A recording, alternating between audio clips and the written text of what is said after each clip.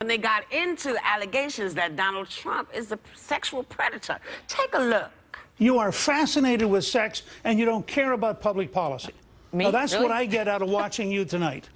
You know what, Mr. Speaker? I'm not fascinated by sex, but I am fascinated by the protection of women and understanding what we're getting in the Oval Office. I want to hear your words. Bill Clinton, sexual predator. I dare you. He's not on the ticket. And the polls also show that the American public is less interested in the deeds of Hillary Clinton's husband than they are in the deeds of the man who asks us to make him president, Donald Trump. We're going to have to leave it at that, and you can take your anger issues and spend some time working on them, Mr. Speaker.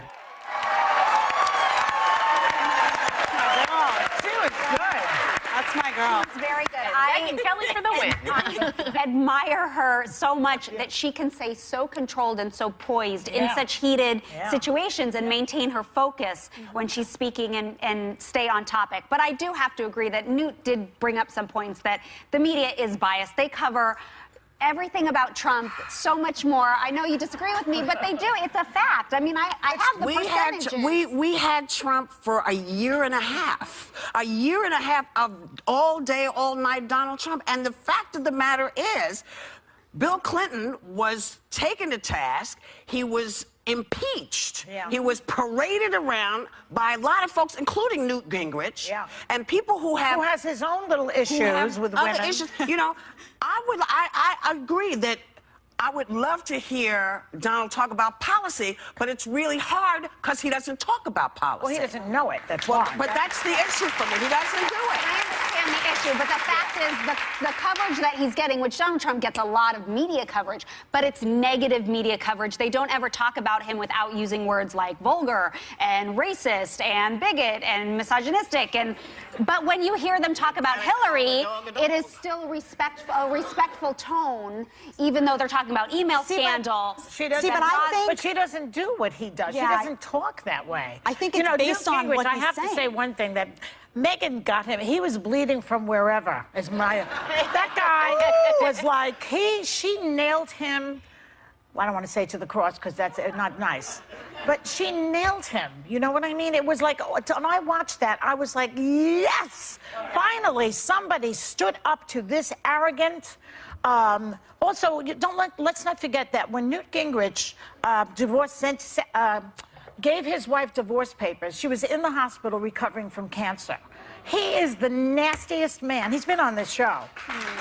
I think one thing in response to what Candace is saying is that I think there's so much Trump out there because he prides himself on bucking the system and being a different candidate, but that makes for big headlines because a lot of times the things he says are so bombastic that they're talking points. So he kind of becomes his own worst enemy in this. Stops people from talking policy because you're so busy saying, well,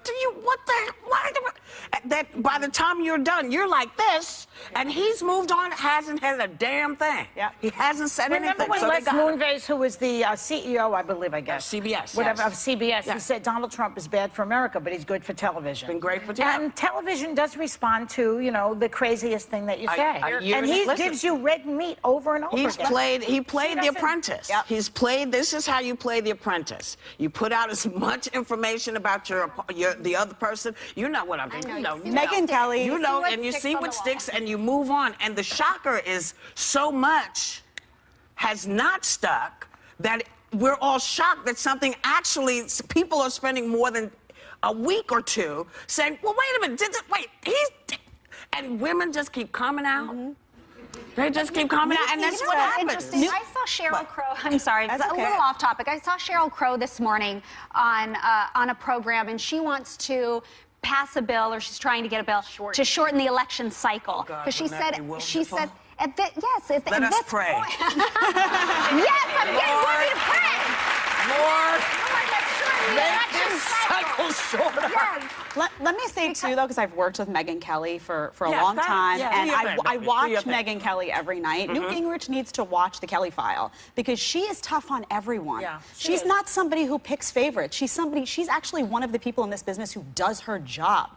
And it's not her fault that Donald Trump has said and done some horrible things. It's Donald Trump's fault. It's her job to tell that story. They And know Donald that. Trump has been in the media because Donald Trump's life, he's said things. We have him on tape. No one's fabricating anything. This is his story. But let's it's face her it, job to Jen. say. And she said if, this whole notion of her saying sexual predator. But people she only said hear, if. they only hear what they want to hear. And what she nailed him on is, look, here are the facts. Right. I didn't make this up. And, sir, if you actually knew what you were talking about and you had actually watched my show, you'd know we'd already done that. So, bye. But they're mad at her also. Yeah. They're angry with Megyn because she's the first one who called him out on that, remember? Calm You down. called this one a But if fat pig, you Donald- said this, you said But this. if- They can't stand her for that. Right, but if Donald Trump were out